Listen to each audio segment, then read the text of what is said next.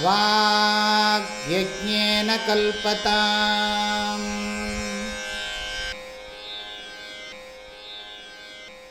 ஓம் சுக்லாம்பரதரம் விஷ்ணும் சசிவர்ணம் சதுர்புஜம் பிரசன்னவதனம் த்யாயேத் சர்வவிக்னோபசாந்தயே.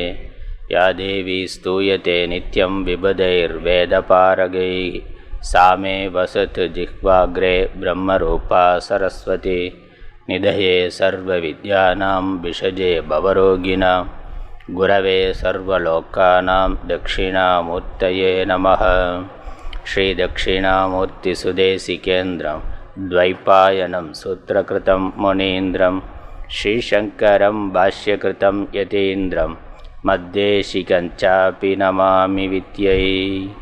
ओम सहनाववतु सहनौ भुनक्तु सह वीर्यं करवावहै तेजस्विनावधीतमस्तु मा विद्विषावहैः. ओम शांति शांति शांति.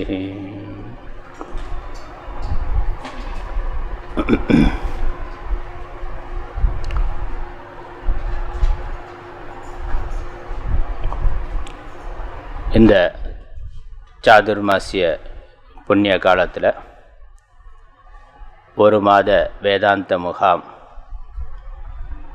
இதில் இந்த வகுப்பில் நாம் இப்பொழுது பார்க்க இருப்பது வாக்கிய விருத்தி என்ற ஒரு சிறு நூல். ஆதிசங்கரர் பல்வேறு பிரகரண கிரந்தங்கள் என்று சொல்லப்படக்கூடிய நூல்களை செய்திருக்கிறார். வேதாந்தத்தினுடைய விஷயங்களை அதில் சில பகுதிகளை எடுத்துக்கொண்டு விவரித்து சொல்லுதல், அந்த நூல்களுக்கு பிரகரண கிரந்தங்கள் என்று பெயர். உபனிஷத்துக்கள் இருக்குது, பகவத்கீதை இருக்குது, பிரம்மசூத்திரம் இருக்குது. இவைகளுக்கு ஆச்சாரியர் பாஷ்யம் பண்ணியிருக்கிறார், நமக்கு தெரியும். அதில் இருக்கக்கூடிய விஷயங்களை எடுத்துக்கொண்டு தொகுத்து சொல்லுதல், ஒரு பகுதி ஒரு கருத்தை மட்டும் எடுத்துக்கொண்டு அதை விரிவாக சொல்லுதல் என்று அவ்வாறு செய்யப்பட்டிருக்கக்கூடிய வேதாந்த நூல்களுக்கு பிரகரண கிரந்தங்கள் என்று பெயர். அப்படி ஆச்சாரியரே அநேகம் செய்திருக்கிறார். அதில் ஒரு சிறு கிரந்தம் வாக்கிய விருத்திகி என்பது. வாக்கியம் என்றால் வாக்கியம். வாக்கியம்னா என்னன்னா நமக்கு தெரிஞ்சது தான். வாக்கியம்னா சொற்றொடர், பல சொற்களினுடைய தொகுதி, பல சொற்கள் சேர்ந்து இருக்கிறது. சொற்றொடருக்கு வாக்கியம்னு பேர். சொற்றொடராக இருந்து ஒரு கருத்தை தெரிவிப்பது, அது முக்கியமானது. எழுத்துக்கள் சேர்ந்து இருப்பது சொல், அதுவும் ஒரு பொருள் உடையதாக இருக்கணும். வெறுமனே எழுத்துக்கள் சேர்ந்து இருந்தால் அது சொல்லாகாது, அதுக்கு ஒரு பொருள் இருக்கணும். அப்படி பொருளுடைய பல சொற்கள் சேர்ந்து ஒரு கருத்தை தெரிவிக்கின்ற பொழுது அதற்கு வாக்கியம் அப்படின்னு பேர். இங்கே நமக்கு வேதாந்தத்தில் வாக்கியம் அப்படின்னாலே பிரதானமாக மகா வாக்கியம் என்பதை எடுத்துக்கொள்கிறோம். அதில் வேதாந்தம் சப்தரூபம், வேதம் சப்தரூபம், சப்தரூபமாக தான் வேதம் இருக்குது. அதில் இப்போ வேதத்தில் பல்வேறு சொற்கள் வாக்கியங்கள் இருக்குது. அதில் பிரதானமான வாக்கியம் எது முக்கிய உபதேசமோ அந்த வாக்கியத்திற்கு மகா வாக்கியம்னு பெயர். அதில் ரொம்ப அடிப்படையான விஷயங்கள்லாம் சொல்லலை, நம்ம முக்கியமான விஷயத்தை மட்டும் சொல்கிறேன். மகா வாக்கியம் என்பது நம்ம கேள்விப்பட்டிருக்கக்கூடிய ஒன்று, தெரிந்த ஒன்று. அந்த மகா வாக்கியம் வேதாந்தத்தில் உபனிஷத்துக்கல்ல அநேகம் இருக்கின்றன. ஏறக்குறைய ஒவ்வொரு உபனிஷத்துலேயுமே ஒரு மகா வாக்கியம் இருக்குது. மகா வாக்கியம்னா மைய உபதேசம், முக்கிய உபதேசம், உபதேசத்தினுடைய தாத்பரியத்தை சொல்லுகின்ற வாக்கியம். நல்ல தாத்பரிய வாக்கியம் மகா வாக்கியம். உபதேசத்தோட மைய கருத்து என்ன, இதுதான். ஒரு மணி நேரமாக பேசினா நீங்கள் என்ன சொல்ல வரீங்கன்னா கேட்டால் சொன்னாக்கா அதான் மகா வாக்கியம். அதனால் உபதேசத்தினுடைய சாரம், முக்கியமான கருத்து. இன்றைக்கி சினிமாவுக்குலாம் சொல்லலாம் ஒன்லைன் ஸ்டோரின்னா, ஸ்டோரியே ஒன்லைன் தான் இருக்குது. அதை விரித்து ஒரு மணி நேரத்துக்கு 3 மணி நேரத்துக்கு இழுத்துக்கிட்டு இருக்கான். இப்போ ஒன்லைன் ஸ்டோரி என்ன அப்படின்னு கேட்டால் எது சொல்ல முடியுமோ எது சொல்லப்படுமோ அந்த வாக்கியத்துக்கு மகா வாக்கியம்னு பெயர். அப்படி அநேக மகா வாக்கியங்கள் இருக்கின்றன. அதில் உபதேச மகா வாக்கியமாக இருக்கக்கூடியதை எடுத்துக்கொண்டு ஆச்சாரியார் இந்த சிறு கிரந்தத்தில் அதற்கு விரிவான விளக்கம் கொடுக்கிறார், அதை விசாரம் செய்திருக்கிறார். அதனால் இங்கே வாக்கியம்னாக்கா மகா வாக்கியம். அந்த மகா வாக்கியம் என்ன கருத்தை சொல்லுகின்றது? உபனிஷத்தில் இருக்கக்கூடிய முக்கிய உபதேசமாக இருக்கக்கூடிய வாக்கியம் எதுவோ அது மகா வாக்கியம். அப்படி முக்கிய உபதேசமாக என்ன இருக்குது, என்ன கருத்து சொல்லப்படுகிறது என்றால் ஜீவ பிரம்ம ஐக்கியம் என்பது தான். ஜீவ பிரம்ம ஐக்கிய போதக வாக்கியம் மகா வாக்கியம். ஜீவ பிரம்ம ஐக்கியத்தை சொல்லுகின்ற வாக்கியங்கள் எவையோ அவைகளுக்கு மகா வாக்கியங்கள் என்று பெயர். ஜீவன் யாரு, ஈஸ்வரன் யாரு, ஜீவனுக்கும் ஈஸ்வரனுக்கும் இருக்கக்கூடிய சம்பந்தம் என்ன? இங்கே உபனிஷத்தோட உபதேசம் அந்த சம்பந்தம்ங்கிறது இரண்டும் ஒன்றுதான் என்ற ஐக்கியம். ஜீவனும் ஈஸ்வரனும் ஒன்றுதான் என்ற அந்த ஐக்கியத்தை, அத்வைத்தத்தை சொல்லுகின்ற வாக்கியம். அதுதான் முக்கிய உபதேசம். ஏன்னா துவைத்தம்ங்கிறது நமக்கு அனுபவத்தில் இருக்கக்கூடிய ஒன்று, நமக்கு பார்க்கறதுலேயே இருக்குது. அது ஒரு சாஸ்திரம் சொல்லணுங்கிறது இல்லை. ஜீவன் வேற, ஈஸ்வரன் வேற, உலகம் வேற அப்படின்னு சொல்கிறதுக்கு ஒரு நூல் தேவையில்லை. அது நமக்கு அனுபவத்திலேயே இருக்கக்கூடிய ஒன்று. இப்போ நமக்கு தெரியாத ஒரு விஷயத்தை சொல்கிறது தான் சாஸ்திரம், அல்லது அவசியம் தெரிந்து கொள்ள வேண்டிய ஒரு விஷயம் மறைப்பொருளாக இருக்கக்கூடியது. நேரடியாக தெரியக்கூடியதாக இல்லாமல் மறைப்பொருளாக இருக்கக்கூடியது எதுவோ அதை சொல்கிறதுக்கு தான் ஒரு நூல் தேவை, ஒரு சாஸ்திரம் தேவை, ஒரு குரு தேவை. அப்படி உபனிஷத்துக்கள் ஜீவனும் ஈஸ்வரனும் ஒன்று என்று, ஜீவன் அவனுடைய சம்சார பந்தத்திலிருந்து விடுபடுவதற்கான ஞானமாக அந்த ஐக்கியத்தை சொல்லுகின்றது. அப்படி ஜீவனும் ஈஸ்வரனும் ஒன்று என்று உபதேசம் செய்கின்ற அந்த வாக்கியம் மகா வாக்கியம். அந்த மகா வாக்கியம் ஒவ்வொரு உபனிஷத்துலேயும் ஒன்றொன்று இருக்குது. அநேக மகா வாக்கியங்கள் பார்க்கிறோம். இல்லை 4 வேதத்துக்கு 4 மகா வாக்கியம் பிரதானமாக எடுத்துக்கொண்டிருக்கின்றோம். ரிக்வேதத்துக்கு ஐத்திரேய உபனிஷத்திலிருந்து பிரஜானம் பிரம்ம என்ற வாக்கியம்,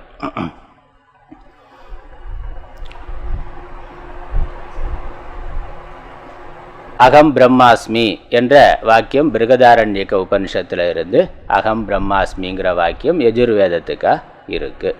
அப்புறம் சாம வேதத்துக்கு சாந்தோக்கிய உபனிஷத்தில் இருந்து தத்துவமசிங்கிற மகா வாக்கியம் இருக்கின்றது. அயம் ஆத்மா பிரம்ம என்ற மகா வாக்கியம் மாண்டூக்கிய உபனிஷத்தில் இருக்கின்றது, அதர்வ வேதத்துக்கான மகா வாக்கியமாக. இதில் உபதேச மகா வாக்கியம் தத்துவமசிங்கிற மகா வாக்கியம், அதைத்தான் இங்கே விசாரத்திற்கு ஆச்சாரியர் எடுத்துக்கொண்டிருக்கிறார். அதனால் இங்கே வாக்கிய விருத்தி அப்படிங்கிறதுல வாக்கியம்னா மகா வாக்கியம், மகா வாக்கியத்தில் உபதேச மகா வாக்கியமாக இருக்கக்கூடிய தத்துவமசி. விருத்திஹி என்ற சொல் அந்த வாக்கியம்ங்கிறது அப்போ மகா வாக்கியம், தத்துவமசிங்கிற மகா வாக்கியம். விருத்திஹி என்ற சொல்லுக்கு விளக்கம், சிறு விளக்கம் அப்படின்னு பேர். வியாக்கியானம் அப்படிங்கிற நமக்கு தெரியும். ஒரு கருத்துக்கு விரிவான விளக்கம் சொல்கிறதுக்கு, விளக்கம் எழுதுறதுக்கு பாஷ்யம் வியாக்கியானம்னு பேர். அந்த வியாக்கியானம் சுருக்கமாக சொல்லப்பட்டாக்க அதற்கு விருத்திஹி என்று பெயர். அதில் விருத்திஹிங்கிறதுக்கு பல பொருள் இருக்குது. பல இடங்களில் ஒரு டெக்னிக்கலான ஒரு வார்த்தை, பல இடங்களில் பல பொருள் அது பயன்படுத்தப்படுது. நம்ம மனதில் தோன்றுகின்ற எண்ணங்களுக்கும் விருத்தின்னு பேர். சித்த விருத்தி அப்படின்னு சொல்கிறோமே, சித்த விருத்தினா மன எண்ணங்கள், மனதில் தோன்றுகின்ற எண்ணங்களுக்கும் விருத்தி அப்படின்னு தான் பேர்.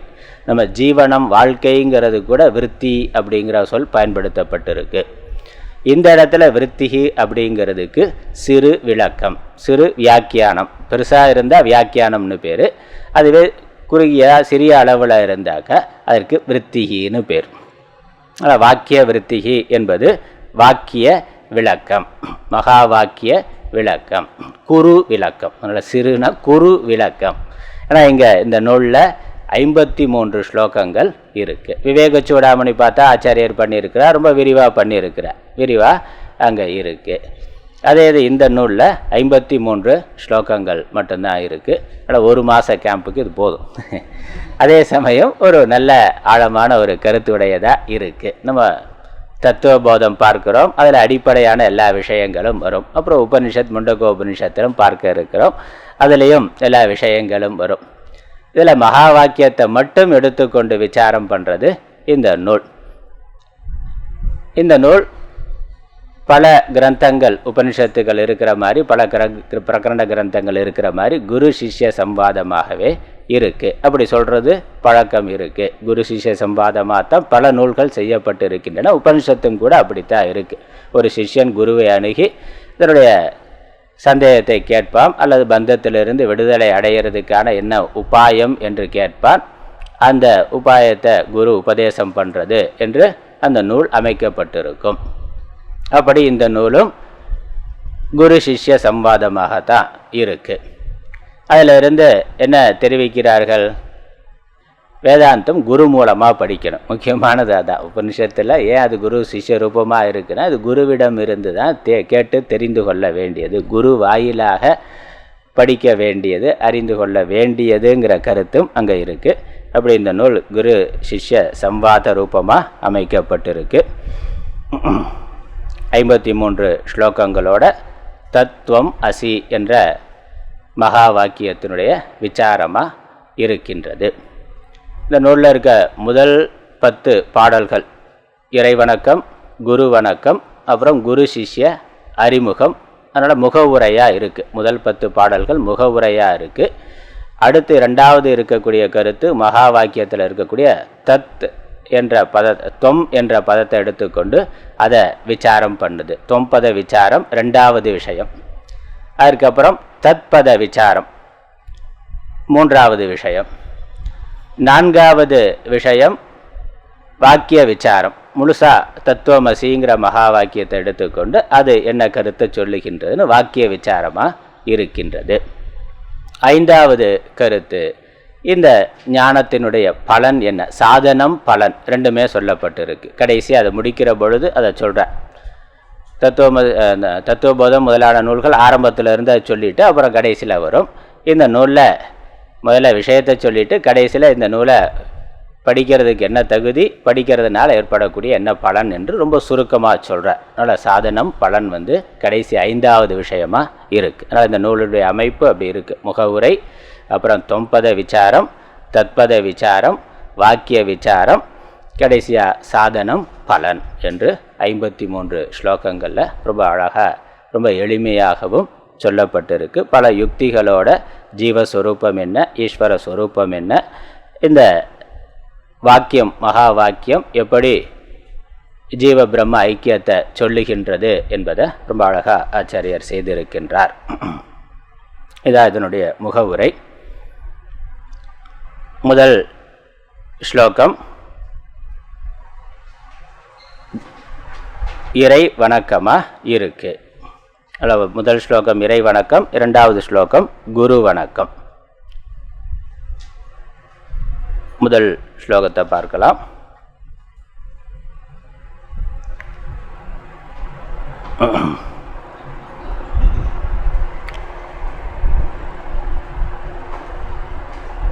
சர்கஸ்திதி பிரளய ஹேதுமச்சிந்த்ய சக்திம்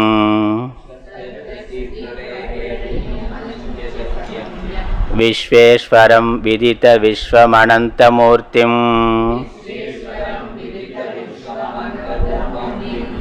நிர்முக்த பந்தனமபார சுகாம்புராசிம்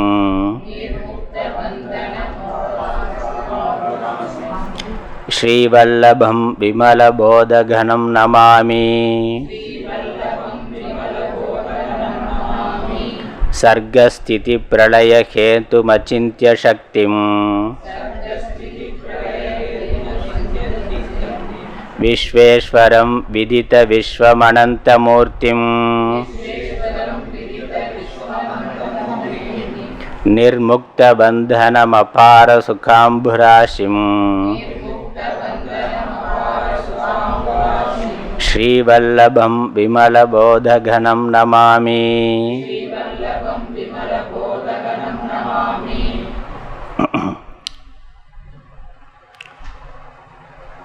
ஸ்ரீவல்லபம் நமாமி. ஸ்ரீவல்லபம் விமலபோதகனம் நமாமி.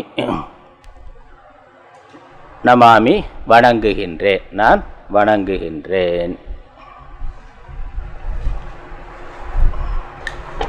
யாரை வணங்குகின்றேன்? ஸ்ரீவல்லபம் விமல போத கணம்.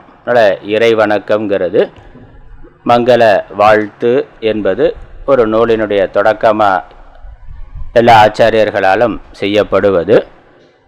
ஆஸ்திகர்களுக்கு அதில் அந்த நூலை படிக்கிறதுல ஸ்ரத்தை ஏற்பட வேண்டும் என்பதற்காகவும், அப்புறம் தான் தொடங்கிய பணி தடைப்படாமல் முழுமையாக நிறைவேறணும்.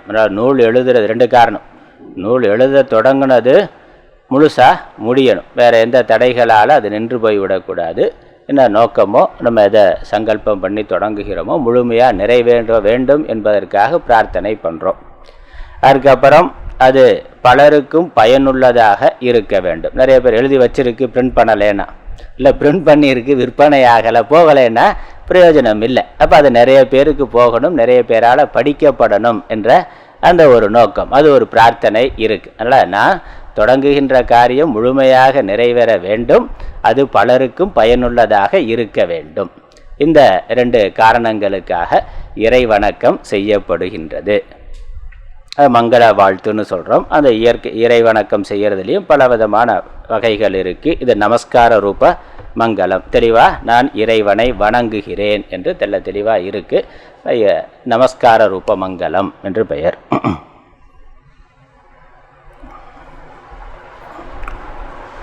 யாரை வணங்குகின்றேன்? ஸ்ரீவல்லபம் நமாமி. ஸ்ரீவல்லபரை வணங்குகின்றேன். ஸ்ரீ நமக்கு தெரியும் மகாலட்சுமி. வல்லபக அப்படின்னா தலைவர் அப்படின்னு அர்த்தம், பதின்னு அர்த்தம். அப்படின்னா யார்? மகாவிஷ்ணு. அதனால் மிஸ்டர் மகாலட்சுமி. மகாவிஷ்ணுவை நான் வணங்குகிறேன். அதனால் ஸ்ரீபதி அப்படிங்கிறதா ஸ்ரீ வல்லபம். வல்லபம்ங்கிறதுக்கு நிறைய அர்த்தம் இருக்குது. ஒரு தலைவன், பிரபுங்கிற அர்த்தம்.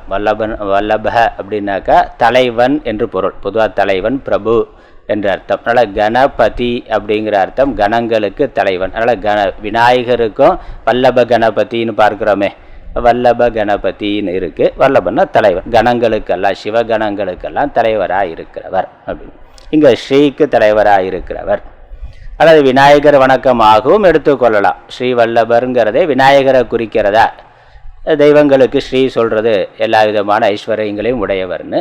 வல்லப அப்படின்னாலே கணபதி அப்படிங்கிற அர்த்தமும் இருக்குது. மகாவிஷ்ணு அப்படிங்கிற அர்த்தமும் எடுத்துக்கொள்ளலாம். ஆச்சாரியார் பல இடங்களில் இந்த மங்கள ஸ்லோகம் மகாவிஷ்ணுவை குறிக்கிறதா தான் பண்ணுறார். அவர் சங்கர ரூபமாக இருக்கிறதுனால, அவரையே வணங்கிறது நல்லா இருக்காது இல்லை, அதனால் மகாவிஷ்ணு அவரை வணங்குறதா தான் பல நூல்களில், ஆச்சாரியருடைய நூல்களில் இருக்குது. அப்புறம் இது வேதாந்த கிரந்தம்ங்கிறதுனால வேதாந்த பரமாகவும் அர்த்தம் எடுத்துக்கொள்ளலாம். ஸ்ரீனாக்கா ஐஸ்வர்யம், செல்வம், உலகத்தில் இருக்கக்கூடிய சகல செல்வங்களுக்கும் பதியா இருக்கக்கூடியவர் பிரம்மம் தான். அதனால் ஸ்ரீங்கிறது உலகத்தில் இருக்கக்கூடிய சகல நாமரூபங்களையும் குறிக்கிறது. நாமரூப வடிவமாக இருக்கக்கூடிய மாயையை குறிக்கிறது. அந்த மாயையை தன்னிடத்தில் கொண்டு இருக்கக்கூடிய பரபிரம்மம், பரபிரம்ம ஸ்துதியாகவும் எடுத்துக்கொள்ளலாம். அதனால் நம்ம அர்த்தம் பண்ணி சகலவித சம்பத்தும் உள்ளவரை அப்படின்னு மகாவிஷ்ணுன்னு போடாமல் சகலவிதமான சம்பத்தும் உள்ளவரைனா, சகலவிதமான சம்பத்தும் மாயா காரியமாக இருக்கிறது. அதை தன்னிடத்தில் கொண்டிருக்கக்கூடியவர் பரமேஸ்வரன், பிரம்மம். இங்கே வேதாந்தம்ங்கிற பொழுது நிர்குண பிரம்மம். அந்த பிரம்மத்தை பரம்பொருளை வணங்குகின்றேன் என்று எடுத்துக்கொள்ளலாம். இல்லை மகாவிஷ்ணுவாகவே எடுத்துக்கொள்ளலாம். எல்லாம் ஒன்றுதான்.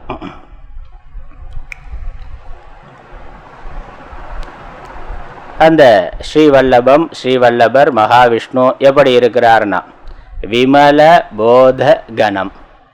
விமல போத கணமாக இருப்பவரை வணங்குகிறேன். கணம்னா இந்த இடத்துல ஸ்வரூபம் அப்படின்னு அர்த்தம்.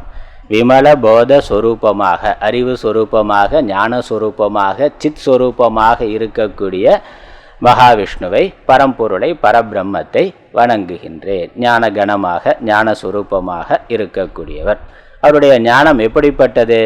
விமலம். விமலம்னா நிர்மலம், தூய்மையானது, எவ்விதமான அழுக்கும் இல்லாதது, பரிபூர்ணமாக இருக்கக்கூடியது, மாயா கலப்பில்லாத, அவித்யா கலப்பு இல்லாதது. அவித்யா காரியம்தான் மலம். அது இல்லாதது. தூய்மையான முழுமையான பூர்ணமான அறிவு சொரூபமாக சித் சொரூபமாக இருக்கக்கூடிய மகாவிஷ்ணுவை பரம்பொருளை வணங்குகின்றேன். அப்புறம் அவர் எப்படிப்பட்டவர் மற்ற வாக்கியங்கள்லாம் அதை இன்னும் விவரித்து சொல்லுகின்றது. முதல் வரியிலிருந்து பார்த்து கொண்டு போகலாம். சர்க்க ஸ்திதி பிரளய ஹேது. அந்த இறைவன் பரம்பொருள் அவர் இருக்கிறாருன்னா அவர் வாட்டுக்கு இருந்துட்டு போகிறாரே, அவரையே நான் வணங்கணும்னா இருக்குல்ல. அப்போ அவர் அவருக்கு எனக்கு என்ன சம்பந்தம்னா அவர் தான் இந்த பிரபஞ்சத்துக்கு மூலமாக காரணமாக இருக்கிறார். அதனால் நான் இருக்கிறேன்னா நான் இருக்கிறதுக்கு மூலமாக காரணமாக முதலாக இருக்கக்கூடியவர் அவர். அதனால் சர்க்க ஸ்திதி பிரளய ஹேத்து. சர்க்கம்னா சிருஷ்டி ஜெகத்து, அதனுடைய தோற்றத்திற்கும் இருப்பிற்கும் பிரளயத்திற்கும் லயத்திற்கும் காரணமாக இருக்கக்கூடியவர். அவர் வாஸ்தவமாக விமல போத சொரூபம், நிர்மலமான சொரூபமாக அவித்யா இல்லாதவராக இருக்கின்றார். அதே சமயம் அவர்தான் உலகத்திற்கு காரணமாக இருக்கின்றார், உலகத்திற்கு மூலமாக இருக்கின்றார். அதனால் முதல் பொருள், முதல்னா காரணம் அப்படின்னு அர்த்தம். காரணம் அதனால் ஹேத்துனா காரணம். காரணம்ங்கிறத தமிழில் முதல் என்று சொல்லலாம். திருக்குறள் அப்படித்தான் ஆரம்பிக்கிறார். ஆதிபகவன் முதற்றே உலகு. உலகு ஆதிபகவன் அதே கருத்து தான் இங்கே. உலகத்திற்கு முதலாக இருக்கக்கூடியவரை வணங்குகிறேன். முதல்னா அந்த இடத்துல காரணம் அப்படின்னு அர்த்தம். முதல்ல தானே காரணம் இருந்தால் தானே காரியம் வர முடியும். அதனால தான் அது முதல். அதான் இப்போ முதலீடுன்னு சொல்கிறோம்ல. முதலீடுன்னா என்னது? அதான் முதல். அதனால் ஃபஸ்ட்டு அதான் மூலம், அதுதான். அதனால் காரணம். அதனால் உலகத்திற்கு காரணமாக இருக்கக்கூடியவர். உலகத்திற்கு காரணம் எப்படி? உலகத்தினுடைய தோற்றம், இருப்பு, லயம் மூன்றுக்கும் அனைத்திற்கும் காரணமாக இருக்கிறவர். காரணம் என்று பார்க்கிற பொழுது காரணம் பொதுவாக இரண்டு. ஒரு பொருள் தோன்றணும்னா இரண்டு காரணங்கள் தேவை. ஒன்று உபாதான காரணம், இரண்டாவது நிமித்த காரணம். உபாதான காரணம், நிமித்த காரணம்னு ஒவ்வொரு தோற்றத்திற்கும் ரெண்டு காரணம். ஒரு பொருள் உற்பத்தி ஆகுதுனாக்கா அங்கே ரெண்டு இருக்கணும். ஒன்று மெட்டீரியல் மூலப்பொருள் இருக்கணும், அப்புறம் அந்த மூலப்பொருளை இன்னொரு காரியமாக மாற்றக்கூடிய ஒரு அறிவு பொருள் இருக்கணும். அந்த விவேகம் இருக்கிற ஒரு சக்தி இருக்கணும். பானை அப்படின்னு எடுத்துக்கொண்டால் பானை எப்படி வருது? பானைக்கு ஒரு மூலப்பொருள் மண்ணுங்கிறது இருக்கின்றது. அப்புறம் மண் தானாக பானை ஆகுமா? ஆகாது. பண்ணை பானையாக மாற்ற, ஏன்னா மண் ஜடப்பொருள். அந்த மண்ணை பானையாக மாற்றக்கூடிய ஒரு குயவ பொருள் இருக்கிறார். இப்போ ஒரு பொருள் தோன்றுகிறது, ஒரு பொருள் உற்பத்தி இருக்குனாக்கா கண்டிப்பாக அதற்கு ரெண்டு காரணம் இருக்கணும். உபாதான காரணம், நிமித்த காரணம்னு பேர். இங்கே தோற்றம், இருப்பு, மறைவு மூன்றுக்கும் காரணமாக இருக்கிறாருங்கிற பொழுது உபாதான காரணம்ங்கிற அர்த்தத்தில் சொல்கிறார். உபாதான காரணமாக இருக்கின்றார். இந்த பானையானது மண்ணுக்கு, மண்ணுடைய தோற்றத்திற்கு, அதெல்லாம் பானை மண்ணில் தான் தோன்றுகின்றது, மண்ணில் தான் இருக்குது. அப்புறம் லயமாகிறது மண்ணில் தான். அது நிமித்த காரணம் அப்படி இருக்காது, அது தனியாக இருக்கும். நிமித்த காரணம் அவர் தனியாக இருப்பார். இந்த தோற்றம், இருப்பு, மறைவுங்கிறது உபாதான காரணத்தில் தான் நடக்கும். ஆனால் பானையில் பார்க்கிற பொழுது பானைங்கிறது மண்ணிலிருந்து தோன்றி மண்ணிலே இருந்து மண்ணிலேயே லயமாகின்றது. அப்படி உபாதான காரணமாக அவர் இறைவனே இருக்கின்றார், அவரே இருக்கின்றார், அந்த பரம்பொருளே. அதனால் உலகத்தை படைக்கிறதுக்காக அவர் எங்கே போய் தனியாக மெட்டீரியல் வேற எங்கேருந்தும் கொண்டு வரல. அவர் தான் அவர். உலகத்துக்கான மூலப்பொருள், மூல காரணம் அவரே தான். அப்போ நிமித்த காரணம் யாருன்னா, நிமித்த காரணம் தனியாக இருக்கார், மண்ணுக்கு வேற தனியாக குயவன் இருக்கிறார்.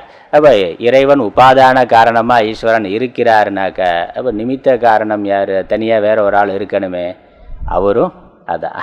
அது நிமித்த காரணமும் அவர்தான். அது பின்னாடி அடுத்த வார்த்தையில் வருது. விஸ்வேஸ்வரம், அப்புறம் விதித்த விஸ்வம் அப்படிங்கிறதெல்லாம் வருது, பார்க்கலாம். அதனால் நிமித்த காரணமும் அதுதான்.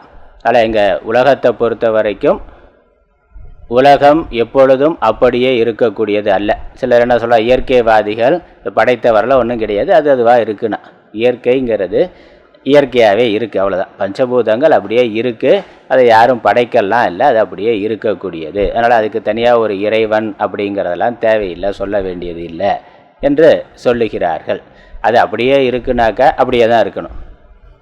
ஒரு ஜுரப்பொருள் அது அப்படியே இருக்குன்னா, உலகம் இயற்கையாக இருக்குன்னா ஒரே மாதிரி மாறாமல் இருக்கணும். ஒரே மாதிரி மாறாமல் அப்படியே, அது ஜடம்ங்கிறது தெரியுது, ஒரே மாதிரி மாறாமல் அப்படியே தான் இருக்கணும். ஆனால் அது என்ன ஆகுது? மாறுபடுகின்றது, தோன்றுகிறது, இருக்கிறது, மறைகிறது. இதை யாரும் மறுக்க முடியாது. உலகங்கிறது அப்படியே இருக்குனாக்கா, தோற்றம் இல்லாமல் மறைவு இல்லாமல் அப்படியே இருக்கும்னா அது எப்பொழுதும் ஒரே மாதிரி தான் இருக்கணும். அதில் விகாரம்ங்கிறது வரக்கூடாது. அப்படியே தான் இருந்தால் தான் அப்படியே இருக்க முடியும். ஆனால் அப்படி இல்லை, ஒரு காலத்தில் இது தோன்றியது என்பது அறிவியல் ஏற்றுக்கொள்ளுகின்றது. ஏன்னா இந்த உலகத்தில் நம்ம பார்க்குற எல்லாமே தோற்றமுடையதாக தான் இருக்குது. அப்படியே இருக்கிற பொருள், சாஸ்வதமாக இருக்கிற பொருள் உலகத்தில் ஏதாவது சொல்ல முடியுமா? அப்படி இல்லையே. எல்லாத்துக்கும் ஒரு பிறப்புங்கிறது ஒரு காலத்தில் இல்லை, ஒரு காலத்தில் அது தோன்றி இருக்கிறது. அப்புறம் இடைப்பட்ட ஒரு காலத்தில் இருந்துட்டு மீண்டும் அழிந்து விடுகிறது. அப்போ இந்த பிரபஞ்சம் முழுவதுமே அப்படித்தான் இருக்குது. தோற்றம், இருத்தல், மறைவுங்கிறது வந்து போய்கொண்டே இருக்குது. பிறப்பு இறப்புங்கிறது ஒரு சுழற்சியாக வந்து கொண்டே இருக்குது. பிரபஞ்சமே முழுக்க அப்படித்தான் இருக்கின்றது. அதனால் அது ஒரு நிலைத்த தன்மை உடையது அல்ல. ஆகவே அது தோன்றுகிறது அப்படின்னா அது தோன்றுவதற்கு ஒரு ஆதாரம் இருக்கணும், ஒரு காரணம், ஒரு மூலம் இருக்கணும். அப்புறம் அது தோற்றுவிக்கின்ற ஒரு காரணம்ங்கிறது இருக்கணும். அதனால் இறைவன் தான் மூல காரணமாக இருக்கிறார். அவரே நிமித்த காரணமாகவும் தோற்றுவிக்கின்ற காரணமாகவும் இறைவனே இருக்கின்றார். அது எப்படி ரெண்டும் ஒன்றா இருக்க முடியும் அப்படின்னு கேட்டால் முண்டகோபனிஷத்தில் பார்க்க போகிறீங்க. அதனால் ஊர்ண நாபிகி, இந்த சிலந்தி பூச்சி இருக்கே, 8 கால் பூச்சி, அது என்ன பண்ணுது? ஒரு வலையை உண்டு பண்ணுகிறது, வலையை பின்னுது. அதற்கான வலையை அது பின்னுகின்றது. அந்த வலைக்கான மூலப்பொருள் எங்கேருந்து எடுத்தது? அதனிடமிருந்தான். அதுதான் மூலப்பொருள். அப்புறம் அதை செய்ததும் அதுதான். அப்போ உபாதான காரணம், நிமித்த காரணம் மற்ற எல்லா இடத்துலையும் தனித்தனியாக இருக்குது. ஒரே ஒரு உதாரணம் பகவான் நமக்காக வச்சுருக்கிறார். அவரை புரிஞ்சுக்கணுங்கிறதுக்காகவே இப்படி ஒன்று படைச்சு வச்சுருக்கிறார். அது ரெண்டும் ஒன்று தான். சிலந்தி வலையை பொறுத்த வரைக்கும் உபாதான காரணமும் சிலந்தி தான், நிமித்த காரணமும் அதே மாதிரி தான். அது இந்த உலகத்திற்கு இறைவனும் அப்படியே உபாதான காரணமாகவும் இருக்கிறார், நிமித்த காரணமாகவும் இருக்கின்றார் என்பது தான். நாம் கூட அப்படித்தான் இருக்கோம். எப்படி? இதில் கனவுல, கனவு உலகத்தை படைக்கிறதில்ல. கனவு உலகத்தை நம்ம தினம் படைக்கிறோமில்ல. கனவு உலகத்துக்கு உபாதான காரணம் என்னது? நம்ம மனசு தான். அதுக்கு நிமித்த காரணம் என்னது? நம்ம மனசு தான். கனவு உலகத்தில் அங்கேயும் மரம், செடி, கொடிகள், சூரியன், சந்திரன் எல்லாம் பார்க்குறோம், மனிதர்கள், பறவைகள், விலங்குன்னு. அப்போ அதை உற்பத்தி பண்ணுறதுக்கு எங்கேயாவது போய் ஏதாவது எடுத்துகிட்டு வந்தோமா? மண், கல் ஏதாவது எடுத்துகிட்டு வந்தோம்? ஒன்றும் இல்லை. அது மனசே அந்த பொருள்களாக ஆகியிருக்கு.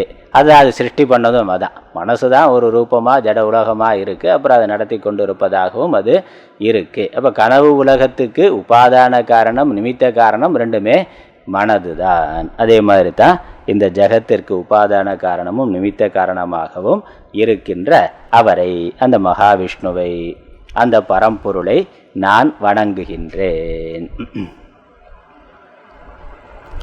அவர் விமல போத ஸ்வரூபம்னு சொல்லிட்டா அவர் எப்படி உலகத்தை படைப்பார் அப்படிங்கிற கேள்வி வரும். அதுக்கு தான் அடுத்த வார்த்தை சொல்லுது, அச்சிந்திய சக்தி. அவரிடத்துல எண்ணற்ற சக்தியானது இருக்கின்றது, அச்சிந்திய சக்தி. அதனால் அச்சிந்திய சக்திங்கிறது, அந்த சக்திங்கிறது மாயையை குறிக்கக்கூடியது. அவருடைய மாயா சக்தியினால் அவர் சிருஷ்டி பண்ணுகின்றார். அந்த பரபிரம்மம், பிரம்மத்தினிடத்தில் இருக்கக்கூடிய மாயா சக்தி, அது எப்படிப்பட்ட சக்தினா அது அச்சிந்திய சக்தி. அப்படின்னா என்ன அர்த்தம்? எப்படிப்பட்ட சக்தின்னு சொல்ல முடியாத சக்தி. அதனால் அது எப்படிப்பட்ட சக்தின்னு கேள்வி கேட்டால் எப்படிப்பட்டதுன்னு விவரிக்க முடியாத சக்தி, அனிர்வச்சனீய சக்தி. அதனால் மாயையை அனிர்வச்சனீயம்னு சொல்கிறோம். வார்த்தைகளால் விவரிக்க முடியாது. வார்த்தைகளால் விவரிக்கணும்னா முதல்ல அது மனசுக்கு புரியணும். அச்சிந்திய சக்தினா சிந்திக்க முடியாத சக்தினா எப்படிப்பட்டதுன்னு முதல்ல நம்ம யோசித்தே புரிந்து கொள்ள முடியாதது. ஆகவே அது வார்த்தைகளில் விவரிக்க முடியாது. புரிஞ்சாத்தனை வார்த்தையில் சொல்கிறதுக்கு ஒன்றும் புரியலைன்னாக்கா எப்படி வார்த்தையில் சொல்கிறது? அதனால் அது அச்சிந்தியமாக இருக்குது, எண்ணற்ற சக்தியாக இருக்குது. எப்படி இருக்கிறதுன்னு புரிந்து கொள்ள முடியாததாக அது இருக்கின்றது. அதனால் மாயா விளக்கமெல்லாம் விவேக சூடாமணி இந்த கிரந்தங்களில் ஆச்சாரியர் விரிவாகவே மாயா லட்சணங்கள் எல்லாம் சொல்லி இருக்கிறார். நம்ம அந்தளவுக்கு விரிவாலாம் இங்கே பார்க்க போகிறது இல்லை. அச்சிந்திய சக்தி, சிந்தனைக்கு எட்டாத சக்தி. மேலே அது எப்படி சிந்தனைக்கு எட்டாத சக்தியாக இருக்கும், ஏன் நம்மால் புரிந்து கொள்ள முடியாது அப்படின்னா, அந்த மாயா சக்தியினுடைய காரியமாக இருக்கக்கூடிய இந்த ஜகத்தே அச்சிந்தியமாக தான் இருக்குது. இந்த உலகம் எப்படிப்பட்டது, எவ்வளவு பெருசு அப்படிங்கிறதே நம்மால் புரிந்து கொள்ள முடியாது. அப்படி இருக்குது. சயின்ஸ்லேயே அதான் சொல்கிறான். இந்த உலக பிரபஞ்சம் அதோட அளவு என்ன நம்மளால் மனதில் கற்பனை பண்ணி பார்க்க முடியாது. கற்பனைக்கு எட்டாத ஒரு அளவுடைய பூமி பார்க்குறோம். பூமி சூரியனை பார்க்கிற பொழுது பூமியை விட சூரியன் பல மடங்கு பெருசாக இருக்குது. அதற்கு மேலே பெரிய பெரிய நட்சத்திரங்கள்லாம் இருக்குது. அந்த நட்சத்திரத்தை பார்க்கிற பொழுது சூரியன் ஒன்றுமே இல்லைன்னா சூரியனே ஒரு புள்ளிங்கிறான். சூரியனே நம்ம கேலக்சியில் பார்த்தாக்க அதற்கு மேலே நம்ம சூரிய குடும்பத்துக்கு மேலே பெரிய பெரிய ஆள்லாம் இருக்காங்க. அதை விட பெரிய பெரிய நட்சத்திரங்கள்லாம் இருக்குது.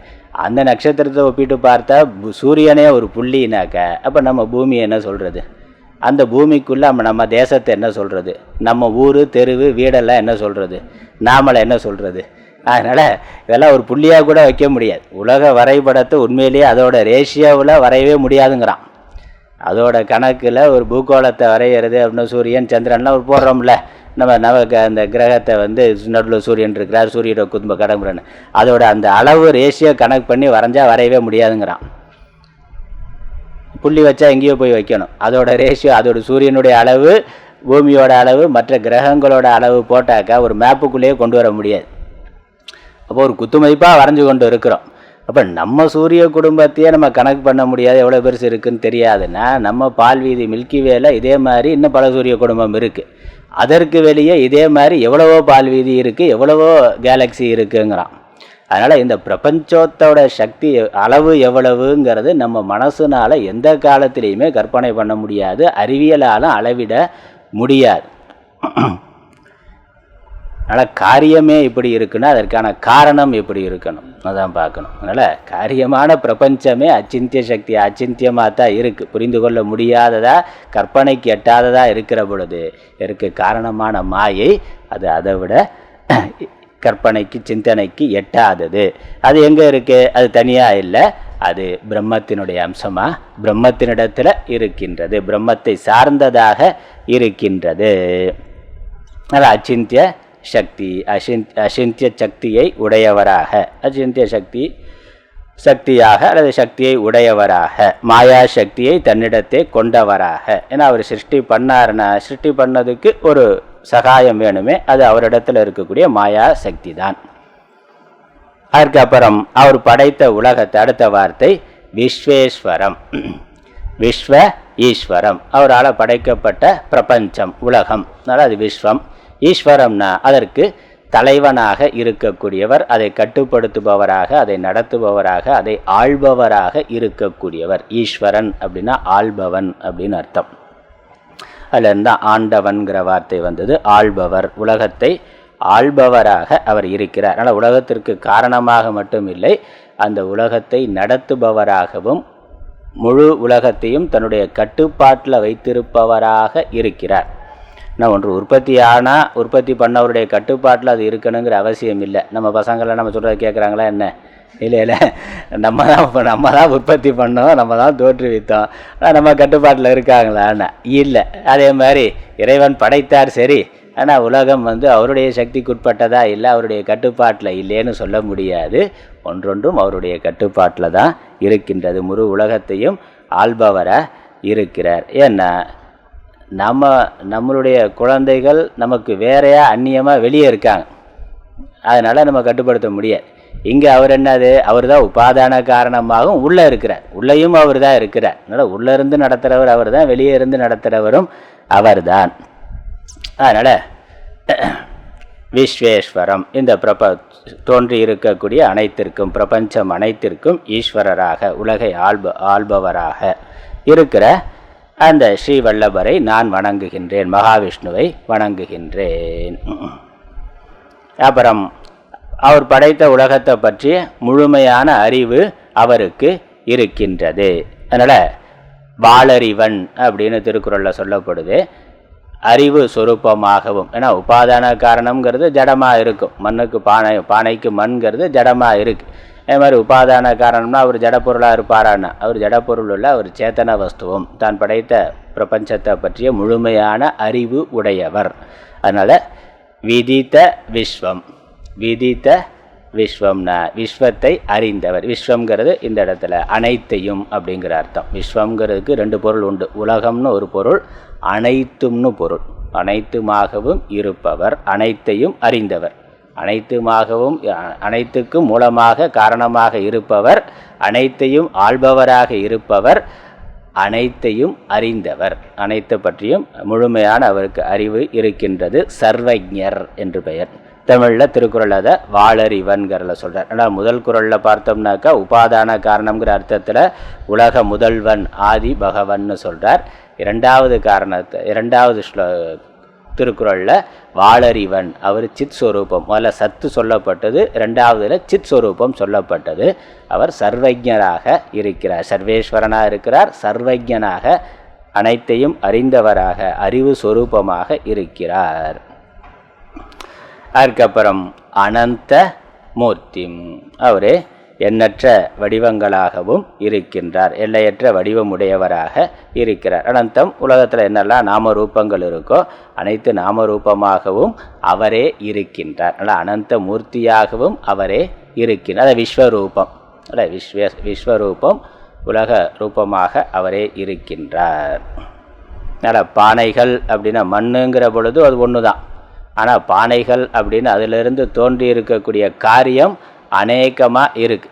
அப்படி எத்தனை பானைகள் அது எந்த அளவில் இருந்தாலும், சிறியதாக இருக்கலாம் பெரியதாக இருக்கலாம், எந்த அளவில் இருந்தாலும் அனைத்து பானைகளாகவும் அனைத்து காரியமாகவும் இருக்கிறது எது? காரணம் தானே.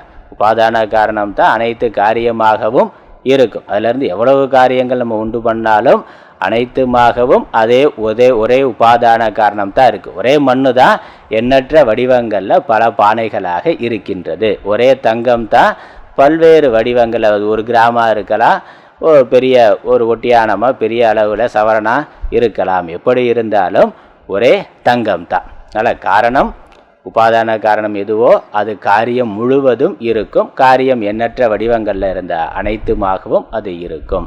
இறைவன் உபாதான காரணமாக இருக்கிறாருங்கிறதுனால இந்த உலகம் அனைத்துமாகவும் அவர் இருக்கின்றார்.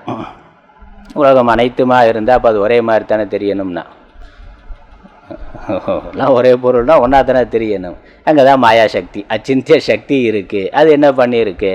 அந்த ஒரு மூலப்பொருள் பேர பல நாம ரூபங்களை தோற்றுவித்திருக்கின்றது. அதான் மாயா காரியம். மாயினால் அவர் என்ன பண்ணார்னா அந்த ஒரே மூலப்பொருளில் பல வடிவங்களை ஏற்படுத்தி இருக்கின்றார். ஒரு தங்கத்தில் தானே பல வடிவங்களை ஏற்படுத்துகிறோம். அப்போ நகைங்கிற வடிவம் வர்ற பொழுது அதுக்கு வேறு வேறு வடிவம், வேறு வேறு ரூபம் இருக்குது, வேறு வேறு பயன்பாடு இருக்குது. நகையை செய்த பிறகு காதில் போட ஒன்று, மூக்கில் போட ஒன்று, விரலில் போட ஒன்று, இடுப்பில் போட ஒன்று, கையில் அப்படின்னு வச்சுருக்கிறோம். அப்போ அதோட வடிவம் மாறி இருக்குது, அதோட பயன்பாடு மாறி இருக்கின்றது. ஆனால் அடிப்படை மூலம் மாறலை. அதனால் அதே மாதிரி அவருடைய மாயாசக்தியினால் பல நாம ரூபங்களை எடுத்துக்கொண்டு உலகமாக அவர் விளங்கி கொண்டு இருக்கின்றார். உலகத்தில் இருக்கக்கூடிய அனந்த எல்லா ரூபங்களாகவும் எல்லா வடிவங்களாகவும் இருக்கின்றார். அதனால் எவ்வளவு ரூபம் எவ்வளவு வடிவம் இருக்குன்னு சொல்ல முடியுமான்னு சொல்ல முடியாது. அதனால் எண்ணற்ற முடிவற்ற வடிவங்களாக அவர் இருக்கின்றார். ஏன்னா ஒரு தங்கத்தை அழித்து எவ்வளோ வேணாலும் பண்ணலாம், திரும்ப மாற்றிக்கொண்டே பண்ணுற மாதிரி அவர் ஒரே சமயத்தில் அநேக ரூபங்களை எடுத்துக்கொண்டு இருக்கின்றார். அதனால் அனந்தமூர்த்தி, அப்படி அனந்தமூர்த்தியாக இருக்கக்கூடியவரை. அடுத்த வார்த்தை நிர்முக்த பந்தனம். அவரே உலகமாக இருக்கிறாருன்னா, உலகம் எப்படி இருக்குது? உலகத்தில் இருக்க ஜீவர்கள்லாம் எப்படி இருக்காங்க? சம்சாரியாக இருக்காங்க. அவர் தான் உலகமாக இருக்கிறார். உலகத்தில் இருக்க சகல ஜீவராசிகளாகவும் எல்லா உடல்களாகவும் அவரே இருக்கிறார்னா இதெல்லாம் சம்சாரியாக இருக்கின்றது. ஜீவன் நம்ம யாருன்னு நமக்கு தெரியும், சம்சாரியாக இருக்கிறோம். இன்ப துன்பத்திற்கு ஆட்படக்கூடியதா, பல விகாரங்கள் அடையக்கூடியதா எல்லாமே இருக்குது. அப்போ ஜீவன் சம்சாரினா, ஜீவரூபமாக ஈஸ்வரன் தான் இருக்கிறார், அனந்தமூர்த்தியாக இருக்கிறார்னா அவரும் சம்சாரியாக இருக்கிறார்னு வரும்.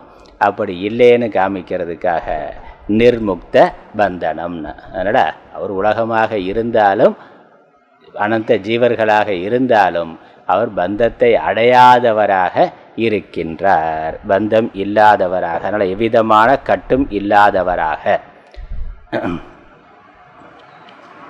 இப்போ கட்டு இருக்கே, அது என்னன்னா அதுதான் அவித்யா காரியம்னு சொல்கிறோம். வாஸ்தவமாக இல்லை, இருக்கிறதா நினைக்கிறது அப்படிங்கிறதா ஜீவ கல்பனை. அது நம்ம அறியாமையினால் நம்ம ஏற்படுத்தி கொண்டது. வாஸ்தவமாக பந்தம்ங்கிறது இல்லை. பந்தம்ங்கிறது அஜ்ஞான கல்பிதம், அஜ்ஞானத்தினால் கல்பிக்கப்பட்டதாக இருக்குது. வாஸ்தவமாக பந்தம்ங்கிறது இல்லை.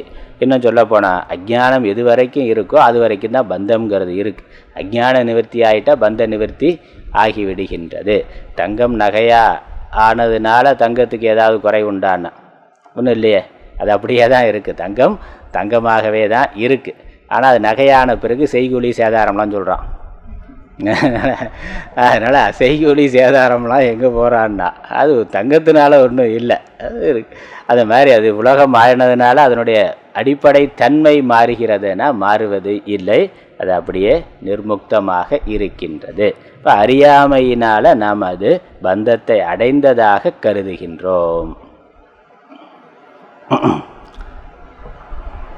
அதனால் அது அடுத்த வரியில் சொல்கிறார், பந்தம் அடைவதும் இல்லை, அது மட்டுமல்ல அது ஆனந்த ஸ்வரூபமாக இருக்குது. இந்த அனந்த மூர்த்திகளை அனந்த வடிவங்களை எடுத்துக்கொண்ட உடனே சம்சாரி ஆயிட்ட மாதிரி துக்கியாக இருக்கிற மாதிரி பந்தத்தில் இருக்கிற மாதிரி தெரிகிறதேனா அதற்கு பந்தமும் இல்லை, துக்கம் என்பதும் இல்லை. அது அடுத்த வார்த்தை அபார சுக அம்புராசிம். அபார சுக அம்புராசி. அம்புராசினா சமுத்திரம், கடலுக்கு ஒரு பெயர். அம்புனா ஜலம், ராசினா தொகுதி, கூட்டம். ஜலத்தொகுதியாக இருக்கிறது, ஜனத்திரளாக இருக்கிறதுனால சமுத்திரத்துக்கு கடலுக்கு அம்புராசின்னு பேர். இங்கே அவர் சுகாம்புராசி, சுக அம்புராசி, சுகக்கடலாக, ஆனந்த கடலாக. அப்புறம் கடல்னா அதுக்கு எல்லைங்கிறது சொல்ல முடியாது. அபார எல்லையற்ற வரையறை இல்லாத ஆனந்த கடலாக, அப்படின்னா ஆனந்த சொரூபமாக இருக்கிறார், ஆனந்தமே வடிவமாக இருக்கின்றார். துக்கங்கிறது சிறிதளவும் இல்லாமல் வரையறை இல்லாத பூர்ண ஆனந்தமாக அவர் இருக்கின்றார். அதனால் அவர் சம்சாரி பந்தம்ங்கிறதும் அவருக்கு வரலை, துக்கங்கிறதும் வரலை. ஜீவரூபமாகவும் ஜெகத் ரூபமாகவும் அவர் விளங்கினாலும் அவர் ஒரு பொழுதும் சம்சாரத்தை அடையவில்லை, துக்கம் என்பதையும் அடையவில்லை. அதனால் அவர் சுகஸ்வரூபமாக இருக்கின்றார். அப்படி இருக்கின்ற ஸ்ரீவல்லபம் விமல போதகனம் நமாமி. அப்படி இருக்கின்ற அந்த மகாவிஷ்ணுவை ஞானஸ்வரூபமாக இருக்கக்கூடியவரை நான் வணங்குகின்றேன். அதனால் அந்த பிரம்மம் ஈஸ்வரன் சச்சிதானந்த ஸ்வரூபங்கிறது இங்கே காட்டப்படுகின்றது. உலகத்திற்கு ஆதாரங்கிறது சத்தம்சமும், அப்புறம் சர்வஜனாக இருக்கிறார் அப்படிங்கிற பொழுது சித்தம்சமும், சுக அம்புராசின்னு சொல்கிற பொழுது ஆனந்தமும், சத்து சித்து ஆனந்தமாக இருக்கின்ற ஆனந்த ஸ்வரூபமாக இருக்கின்ற அந்த மகாவிஷ்ணுவை நான் வணங்குகின்றேன். இறை வணக்கம் இப்படி வணங்கி நூலை தொடங்குகின்றார். அதற்கு அடுத்ததாக குரு வணக்கம்ங்கிறது வருகின்றது. இறை வணக்கத்துக்கு அடுத்தது குரு வணக்கம்.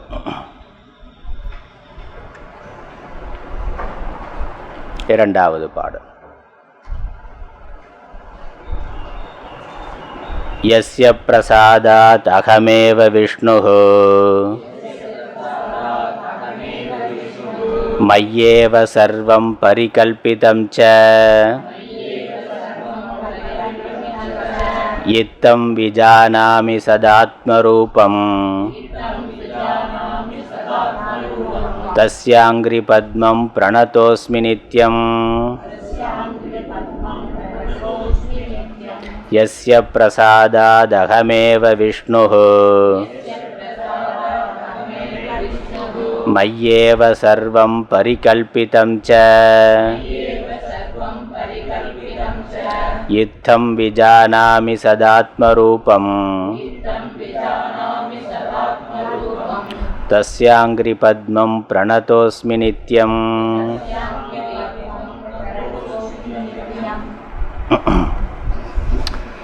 ஒரு அழகான ஸ்லோகம், பிரபலமாக இருக்கக்கூடிய ஒரு ஸ்லோகம். பல இடங்களில் குரு வணக்கத்துக்கு இந்த ஸ்லோகத்தை சொல்லுகின்றோம். பொதுவாக குறிப்பிட்டு குருவோட பெயர்னு எதுவும் இல்லாமல் எவருடைய அருளால் நான் இவ்வாறு இருக்கிறேனோ அவரை நான் வணங்குகிறேன்னு பொதுவாக பொதுப்படையாக சொல்லியிருக்கு.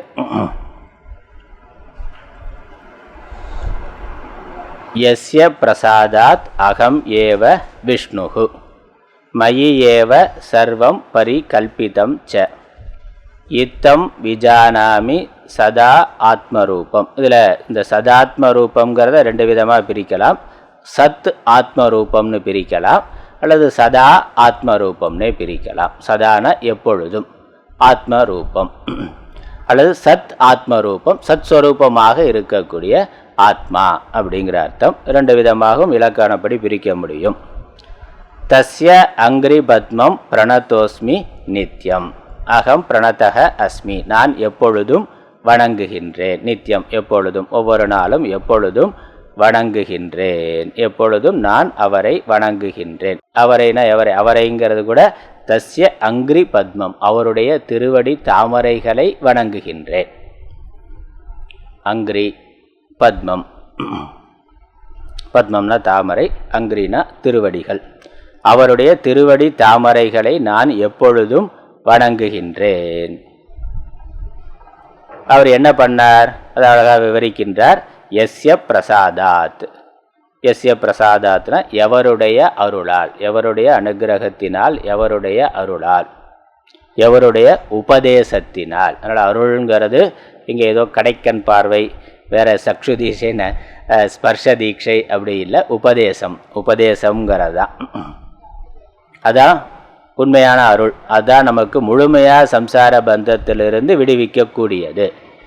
அதனால் அருள்ங்கிற பொழுது ஏன்னா குருவினுடைய அருள் அப்படின்னா அவர் தொட்டார் சில பிரச்சனைகள் தீர்ந்தது, இல்லை விபூதி கொடுத்தார் சில பிரச்சனைகள் தீர்ந்தது, அதுவும் அருள் தான், அதுவும் பண்ணுறார். ஆனால் நமக்கு அது நிரந்தரமான தீர்வாக இருக்காது. அதனால் தலைவலி போச்சுன்னா அப்புறம் அடுத்த நாள் முழங்கால் வலி வரும். அதனால் ஒவ்வொரு தடவையாக விட்டு போயிட்டுருக்க முடியாது. அதனால் அதெல்லாம் ஒரு தற்காலிகமான தீர்வாக இருக்கும். ஆனால் நிரந்தரமான தீர்வு என்னது? அருள் உபதேசம் தான். ஞான உபதேசம் என்பது தான் நிரந்தரமான தீர்வாக இருக்கும். அதனால் பகவத்கீதையிலையும் பகவான் அதான் பண்ணுறார்.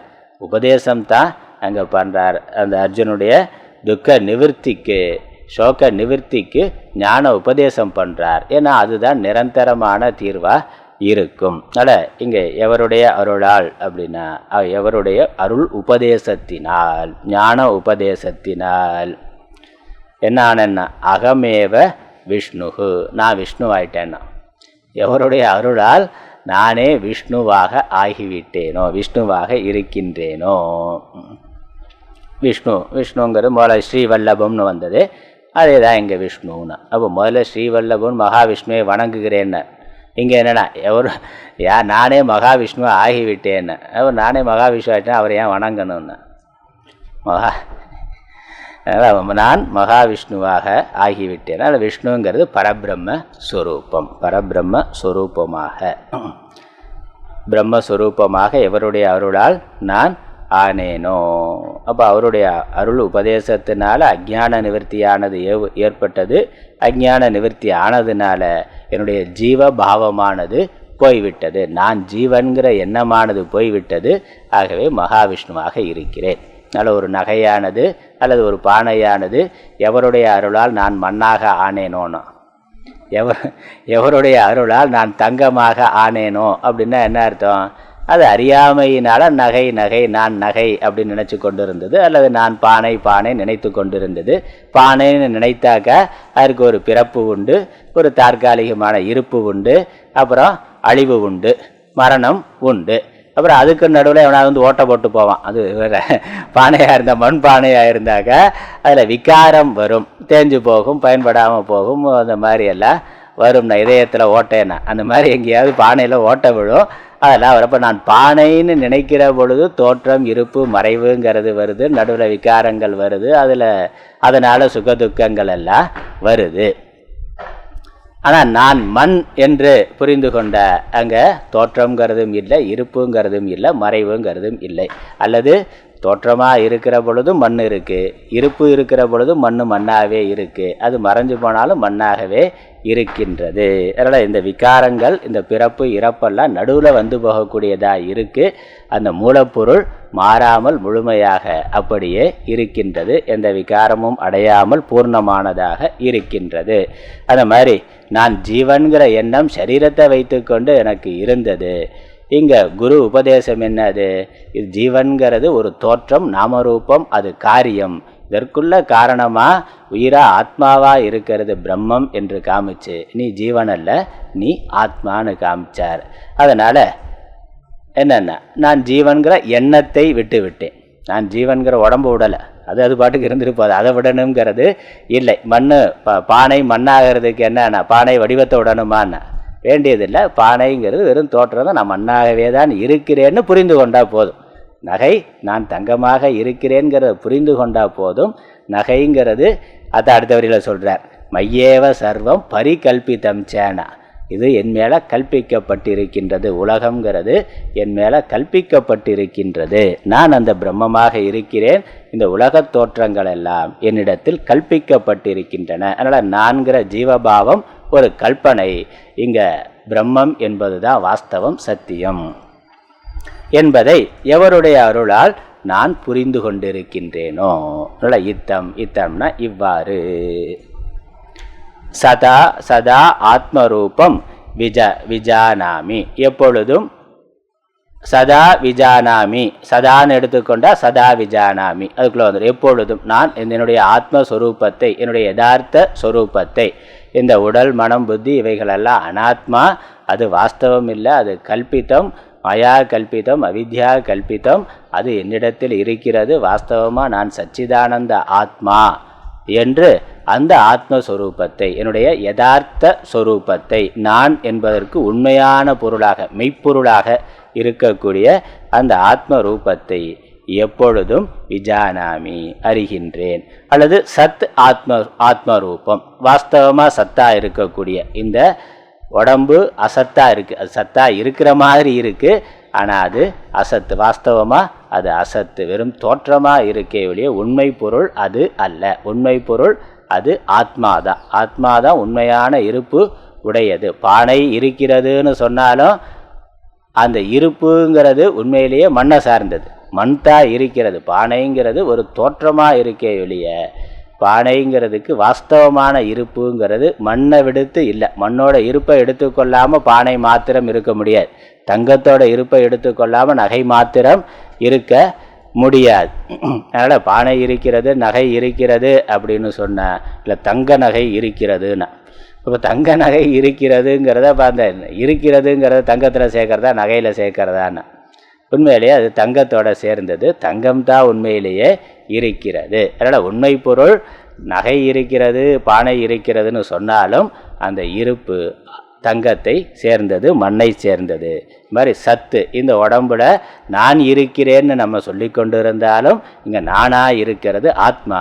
அந்த இருப்பு ஆத்மாவை சார்ந்தது. நம்ம அறியாமையினால் உடம்பு இருந்தால் நான் இருக்கிறேன், உடம்பு போயிட்டேன்னா அது நான் நினச்சாலும் சரி, பக்கத்தில் இருக்கிற நீன்னு நினைக்கிற பொழுதும் உடம்பாக பார்த்தா உடம்பு இருந்தார், தாத்தா இருந்தார், பாட்டி இருந்தாங்க, போயிட்டாங்கன்னா உடம்புக்கு அந்த இருப்பை போட்டு நம்ம இருக்கிறது போய்விட்டோன்னு சொல்கிறோம். உடம்பு நாமரூபம் வந்தது, அது போனது, வாஸ்தவமாக அதற்குள்ளே இருக்கிறது ஆத்மா, அது வருவதும் இல்லை போவதும் இல்லை. அதனால் சத் ஆத்ம ரூபம் எப்பொழுதும் சத்தாவா இந்த உடம்புல நான் என்று சொல்லிக்கொள்வதற்கு உண்மையான இருப்புக்குரியதாக இருக்கிற ஆத்மா, அதாவது மெய்ப்பொருள்னா அது மெய்ப்பொருள். எப்பொருள் எத்தன்மை தாயினும் அப்பொருள் மெய்ப்பொருள் காண்பது அறிவினாய். எந்த பொருள் எந்த நாமரூபத்தில் இருந்தாலும் அதில் மெய்ப்பொருளாக இருக்கக்கூடிய பரம்பொருளை காண்பதே அறிவு.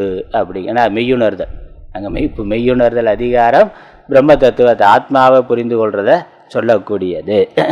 அதனால் அப்படி மெய்ப்பொருளை புரிந்து கொண்டது. அதனால் மெய்ப்பொருள் அதான் இங்கே சத் ஆத்மரூபம். அதனால் சதாத்ம ரூபத்தை சத் ஆத்மரூபம், சத்ரூபமாக சத்தாக இருக்கக்கூடிய ஆத்மா, சத்தாக இருக்கக்கூடிய ஆத்மா.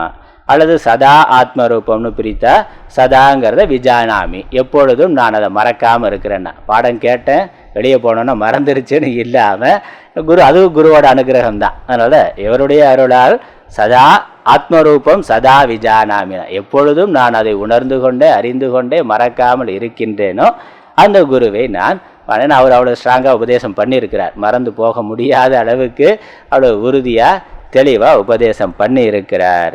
அந்த குருவை நான் வணங்குகின்றேன். எவருடைய அருளால் நானே விஷ்ணு என்பதும் என்னிடத்தில் அனைத்தும் கற்பிக்கப்பட்டிருக்கின்றன என்பதையும் அறிந்திருக்கிறேனோ அந்த குருவினுடைய திருவடிகளை நான் வணங்குகின்றேன். எவருடைய அருளால் இவ்வாறு, இத்தம்ங்கிறது இவ்வாறுன்னு அர்த்தம். முதல் வரியில் சொன்ன மாதிரி இந்த உலகம் கல்பித்தம், வாஸ்தவமாக இருக்கிறது பரபிரம்மம், அதுவே நான் என்று அறிந்து கொண்டு நான் எப்பொழுதும் அந்த ஆத்மஸ்வரூபமாக இருக்கிறேன்.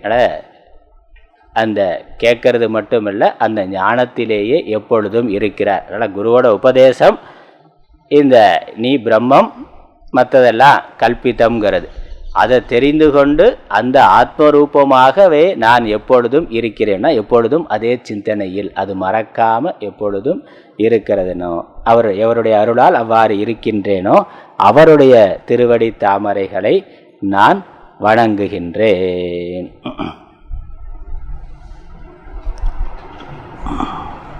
அதனால் அந்த ஏன் திருவடியை வணங்கணும், தலையை வணங்கலாமேன்னு, வாய் தானே உபதேசம் பண்ணது, வாயை வணங்கலாமே கேட்கலாம்ல. பொதுவாக இறைவன் அடின்னு தான் சொல்கிறோம். குருவனாலும் சரி இறைவனாலும் சரி இறைவன் அடி திருவடி அப்படின்னு சொல்லி அந்த அடியை திருவடி வணங்குதல் அப்படிங்கிறது, அந்த அடி வணங்குதல் அப்படிங்கிறதுக்கு நம்ம சாஸ்திரங்களில் முக்கியத்துவம் சொல்லியிருக்கு. மகாவிஷ்ணுனாலும் திருவடிகள் அப்படிங்கிறதா ரொம்ப முக்கியமானது. ஏன்னா இந்த பாதம் அடிங்கிறது பாதம், கால் என்ன பண்ணுது, நம்ம இருக்கிற இடத்துல இருந்து நம்ம லட்சியம் என்னவோ எங்கே போகவோ அதை கொண்டு போய் சேர்ப்பிக்கிறது எதுவோ அதான் பாதம். அதனால் பாதை எதினா கொண்டு போய் சேர்க்கிறது, எங்கேயோ எந்த நம்மளுடைய லட்சியத்தில் கொண்டு போய் சேர்க்கக்கூடியது எதுவோ அது கால் தான் அந்த வேலையை பண்ணுது. நம்ம தலையில் நடக்கிறது இல்லை. தலை வழிகாட்டலாம், தலை சொல்லலாம் எங்கே போகணும்னு, ஆனால் கொண்டு போய் சேர்க்கிறது எது, பாதம் தான். அப்போ நம்ம லட்சியத்தில் கொண்டு போய் சேர்க்கிறது. அதே மாதிரி இறைவனுடைய அந்த குருவினுடைய உபதேசம் நம்மளுடைய லட்சியமான அந்த மோட்சத்தில் கொண்டு போய் சேர்க்கின்றது.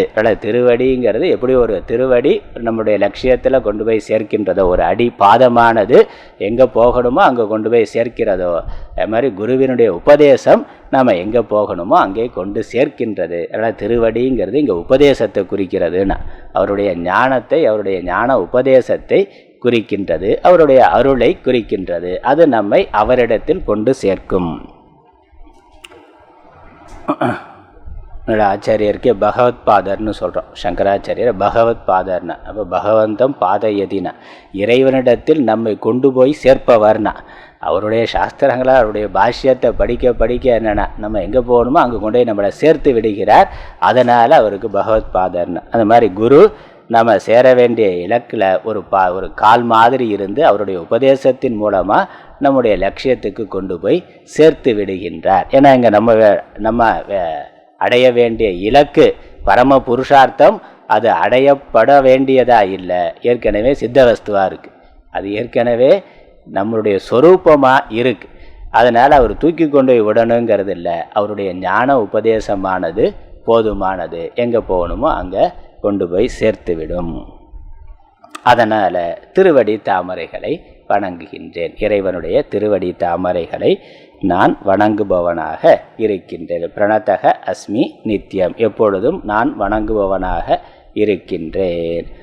குரு அவருடைய ஞான உபதேசத்தினால நான் பிரம்மஸ்வரூபமாக சர்வ துக்க நிவர்த்தி அடைந்தவனாக இருக்கின்றேன். சம்சாரத்திலிருந்து விடுதலை அடைந்தவனாக, அல்லது இந்த உலகம் இந்த சம்சாரம் மாயையினால் கல்பிக்கப்பட்டது என்பதை புரிந்து கொண்டவனாக, எப்பொழுதும் நான் ஆத்மா என்று அந்த ஆத்மானந்தத்தையே அனுபவித்து கொண்டவனாக எவருடைய உபதேசத்தினால் நான் இருக்கின்றேனோ அவருடைய திருவடி தாமரைகளை நான் எப்பொழுதும் நினைக்கின்றேன், வணங்குகின்றேன், போற்றுகின்றேன் என்று குரு வணக்கம் செய்து மேற்கொண்டு நூலை தொடங்குகிறார். இந்த நூலுக்கான குரு சிஷ்யரை அறிமுகப்படுத்துகின்றார்.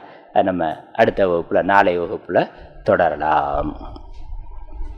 ஓம் ஈஸ்வரோ குருராத்மேதி மூர்த்திபேத விபாகினே व्योमवत्याप्तदेहाय दक्षिणामूर्तये नमः। ओं पूर्णमदः पूर्णमिदं पूर्णात् पूर्णमुदच्यते पूर्णस्य पूर्णमादाय पूर्णमेवावशिष्यते। ओं शान्ति शान्ति शान्तिः।